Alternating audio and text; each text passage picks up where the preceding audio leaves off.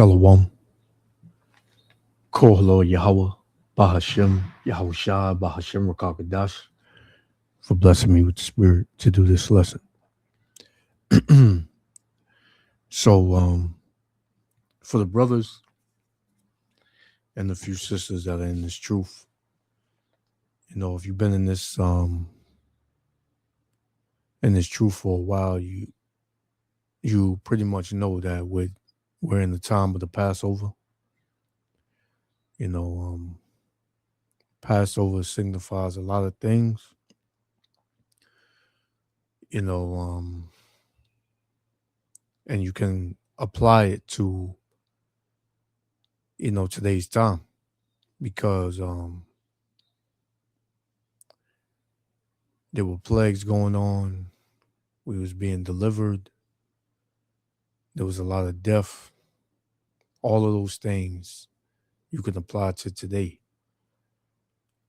And we bring these lessons to edify our people, the so-called Negro, Latino, and Native Americans, the Israelites, the true Israelites, according to the Bible, whether they will hear or whether they will forbear.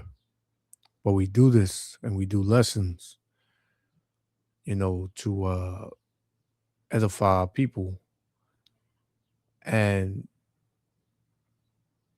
towards when the Lord does return, that's soon to come.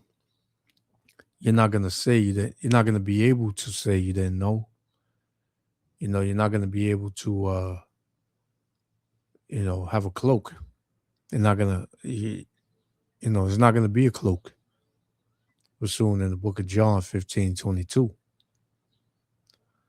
The Lord commanded us to do these things. You got,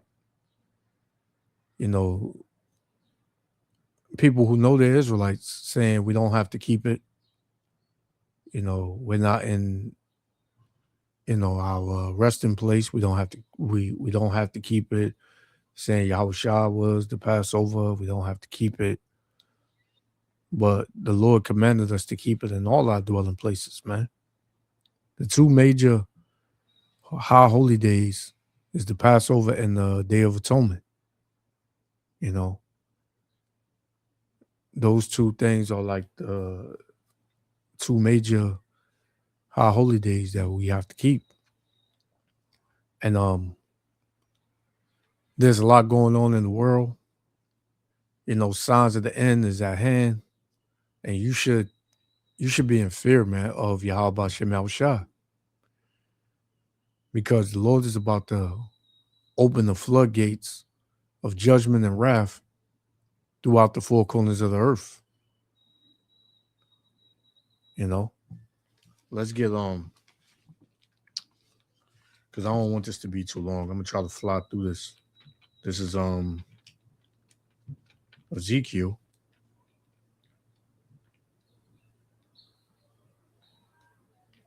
Ezekiel chapter 7. And we're gonna start at 1. Because this is something that we should not play with. And not just, being so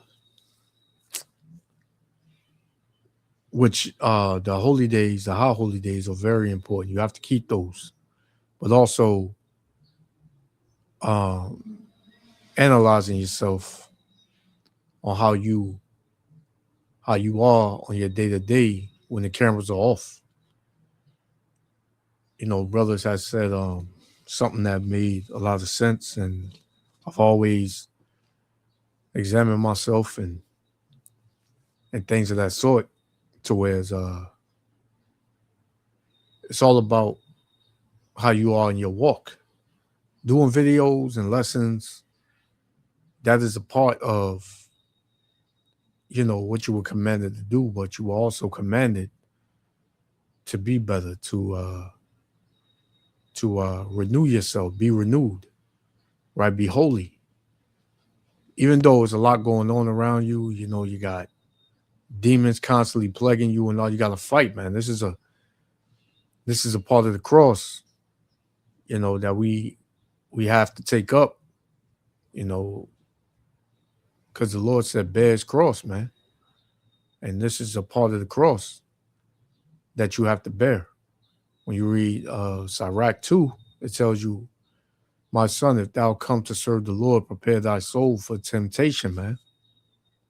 So, with all that going on, you still have to be strong enough spiritually to have faith, to believe, to do the work, not just say it, but be about it, right? But this is Ezekiel 7 and verse 1. It says, moreover, the word of the Lord came unto me, saying, also, thou son of man, thus saith the Lord, power unto the land of Israel, and the end is come upon the four corners of the land. Because we at the end. Without a shadow of a doubt, we are at the end. It says, now is the end come upon thee, and I will send my anger upon thee, and will judge thee according to thy ways, and will recompense upon thee all thine abominations. So 2/3 of our people are going to get cut off, man. They're going to be put to death on this side. It says, my eye shall not spare thee, neither will I have pity, but I will recompense thy ways upon thee, and thine abomination shall be in the midst of thee, and ye shall know that I am the Lord, man. So you're going to know that it's the Lord that's judging you, right? You're going to know that's the Lord that brought these calamities on you, man. It said, thus saith the Lord, Yahweh Shem Yahushua, and evil and only evil, behold, is come. The end is come. The end is come. It watcheth for thee. Behold, it is come. So this ain't the time to be playing, man. The end is here. It ain't no going back, man. Things are not going to get better. Things are going to get worse. The same way the Lord plagued Egypt, ancient Egypt with plagues, is the same way the Lord has been plaguing Babylon, the great America, and the whole world.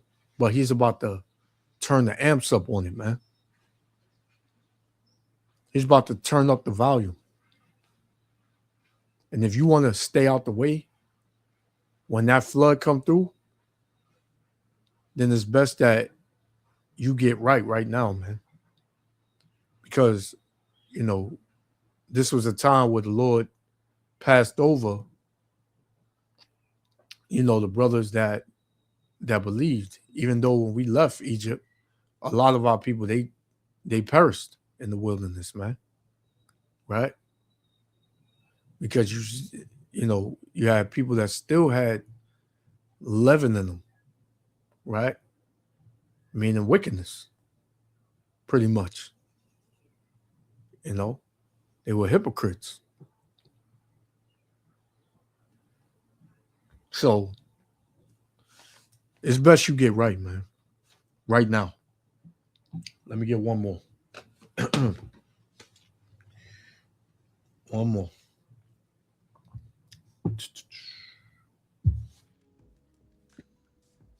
This is see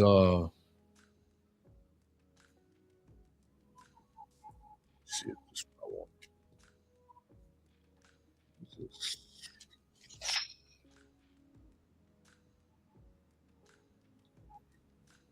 I want. This is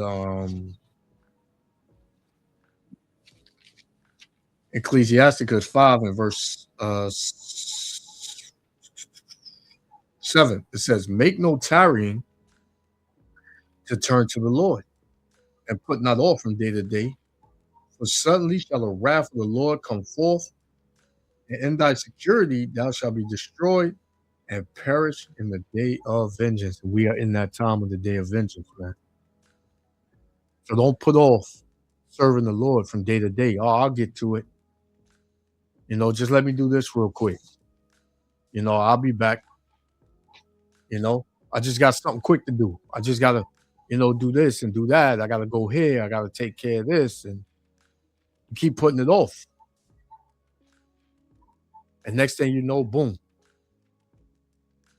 the judgment has fallen on you, man. It caught you, right? So it's best you do not do that. So like I said earlier, we are in the time of the Passover. and a lot happened in the Passover. So we're gonna just run through a couple of scriptures and we're gonna shut it down. So this is Exodus chapter 5, and I'm gonna start at 1. It says,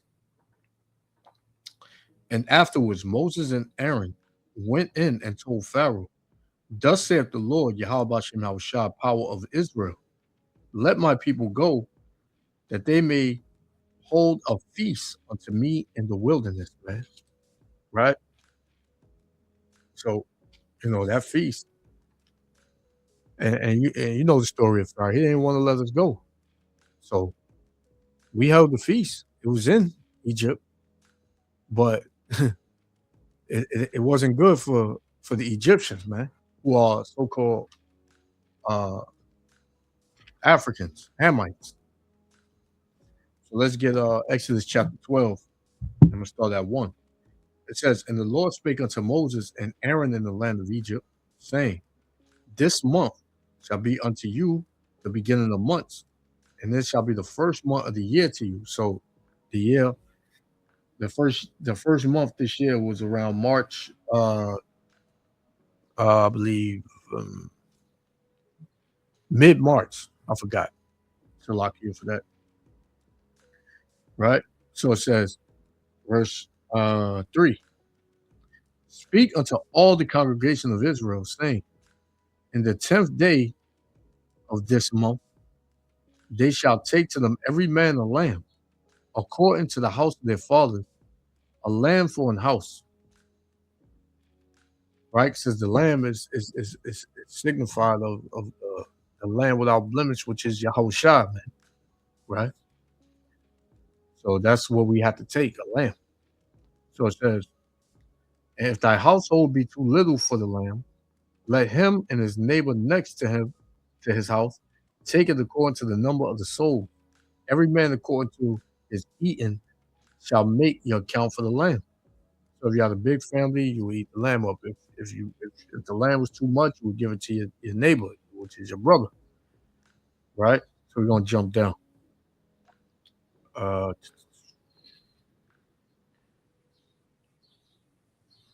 this is we're gonna jump down to 8. It says verse 7, it says, and they shall take of the blood and strike it on the two side posts and on the upper door post of the house wherein they shall eat it. Now, nowadays you buy a lamb out of the store cut up already. You don't know what lamb. You don't know if it's a female lamb or a male lamb. You're supposed to get a male lamb. So the door side post, you don't have to do it unless you go out and you have that blessing of going to get a lamb, a male lamb without blemish or whatever, and you cut it and this and that. Most of us, we don't have that, you know, we don't have it like that, so to speak. It says, and they shall eat the flesh, and that night roasted with fire and unleavened bread, and with bitter herbs they shall eat it. The bitter herbs, we use horseradish, and the unleavened bread, my rib, she usually cooks, she usually makes it. Salakia, 1 second.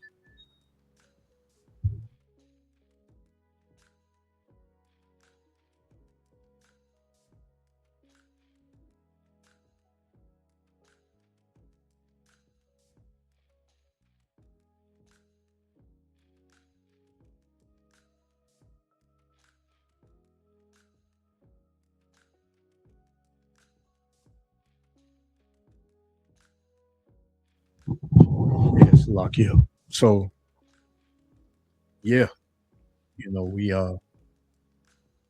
um let's see, where was I? Yeah, so I'm gonna read 9 again.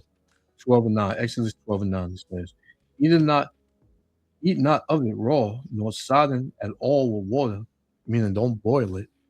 It said, but roast with fire, his head and his legs, and with the purtenance thereof. So you're supposed to cook the whole lamb, the whole lamb. We don't have that. We don't have it like that in this captivity. Every brother can't do that. It says, "And ye shall let nothing of it remain until the morning, and that which remaineth of it in the morning shall burn with fire.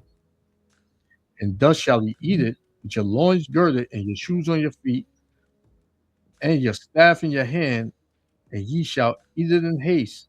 It is the Lord's Passover." So, this wasn't the time where we took our time and laughed and joked, and we was getting up out of there. We was getting up out of there early, like quick, you know. That death angel came through, and which was Yahweh Shah, but right after the firstborn of the Egyptians, were put to death, Pharaoh was like, "Man, go ahead, just get out of here." And when we left with a great multitude, and a lot of things that the Egyptians gave us and stuff like that, right? So it says, verse 12, it says, "For I will pass through the land of Egypt this night, and will smite all the firstborn in the land of Egypt, both man and beast. And against all the gods of Egypt, I will execute judgment. I am the Lord." So this was a time of great death, mourning, right? Sorrows, right? And that's the time that we coming into, man. This is this is deadly serious, man. It's deadly serious. So let's get Wisdom of Solomon. Wisdom of Solomon, chapter 18.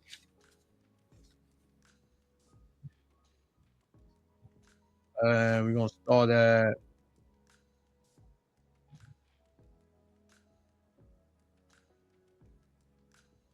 Wisdom of Solomon 18. I'm gonna start at 11.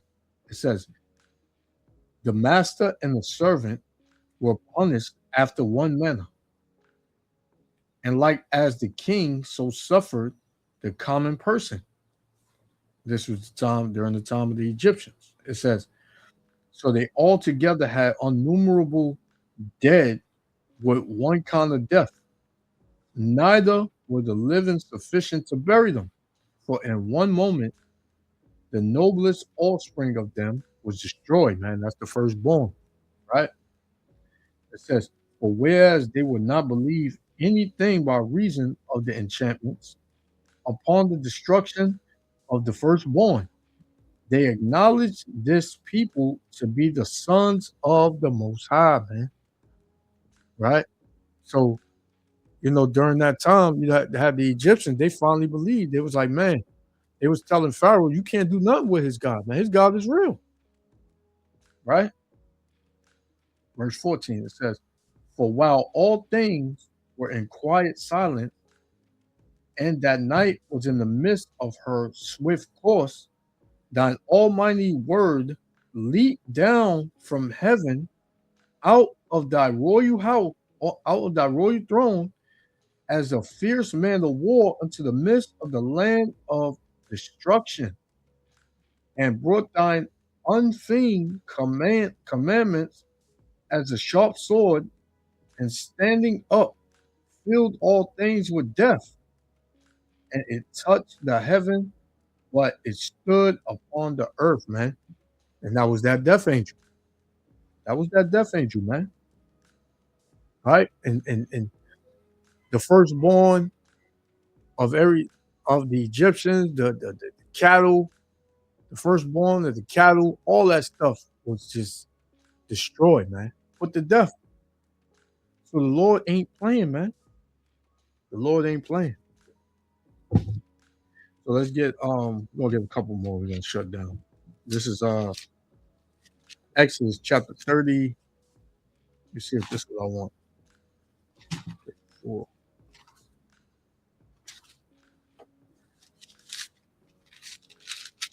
Exodus 34 and verse 25. And it reads,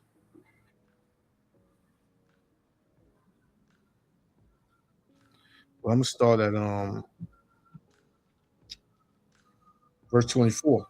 Exodus 34 and 24 said, "For I will cast out the nations before thee and enlarge thy borders.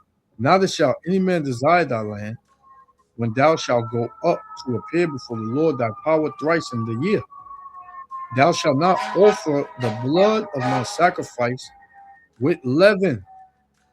So you ain't supposed to eat bread with leaven in it. And it's a list of other ingredients that should not be in anything you eat for 7 days. You know, um, I'll see if I can put it up. So brothers can have it. Sisters can have it. Um, it says, "Thou shalt not offer the blood of my sacrifice with leaven, neither shall the sacrifice of the feast of the Passover be left until the morning." So you're supposed to eat all that lamb that night. All the lamb, whatever lamb you got, eat it that night. None is supposed you're not supposed to save none for the next day. Oh, I'm gonna eat leftovers and all of that. Nah, ain't none of that. Ain't none of that, right? So it was a certain way that you have to do things, man. Because with the Lord, everything is order. With the Lord, man. Do what I tell you. Don't change it up, man. Right? Whatever I say you supposed to keep, you keep it. Numbers 9 verses 2.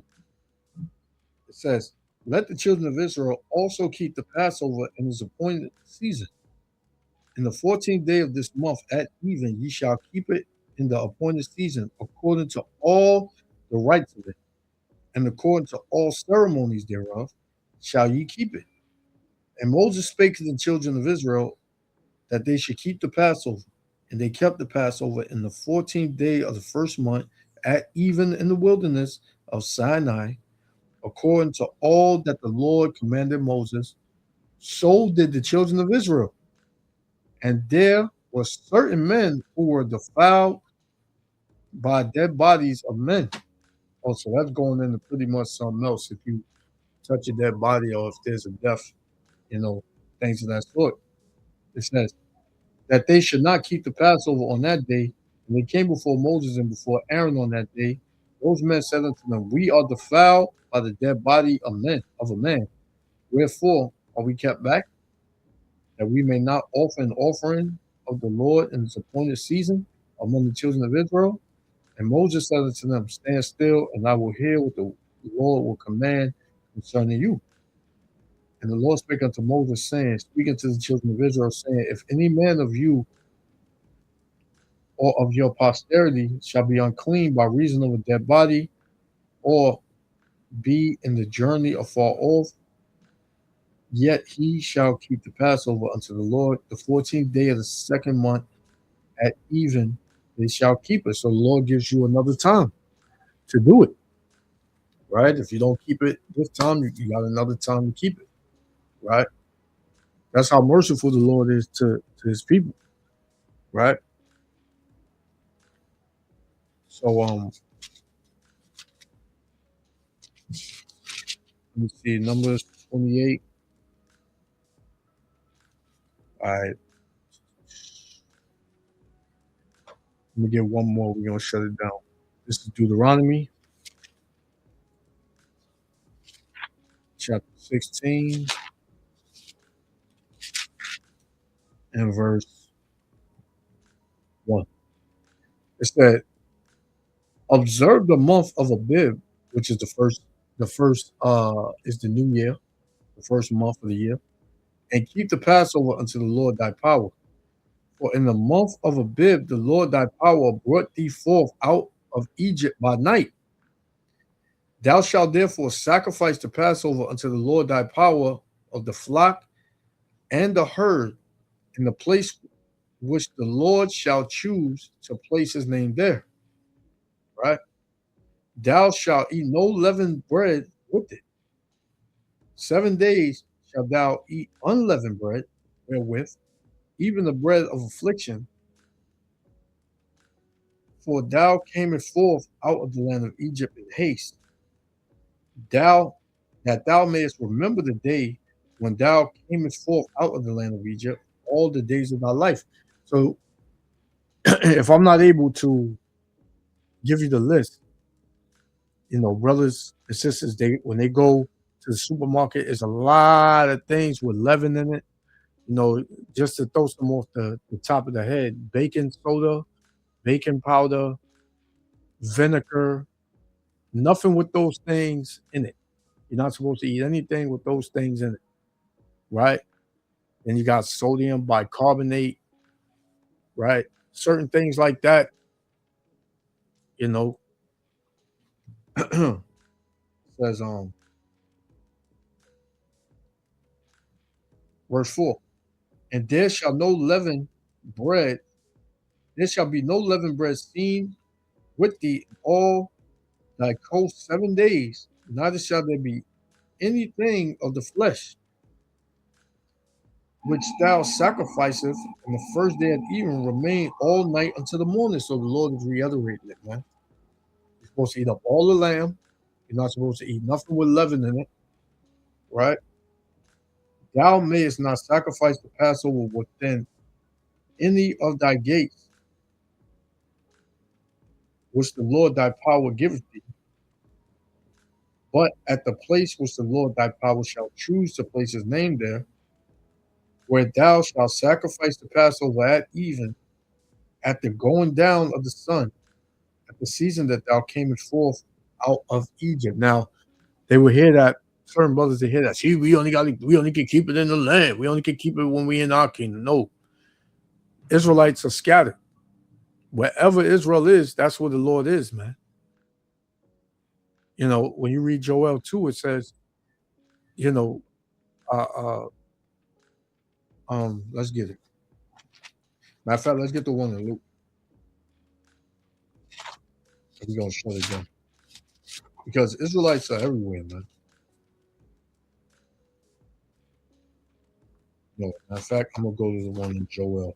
Let's get Joel chapter 2. Joel chapter 2, verse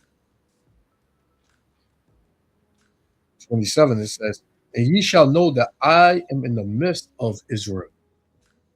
Right? So the Lord is in the midst of us wherever we are, man.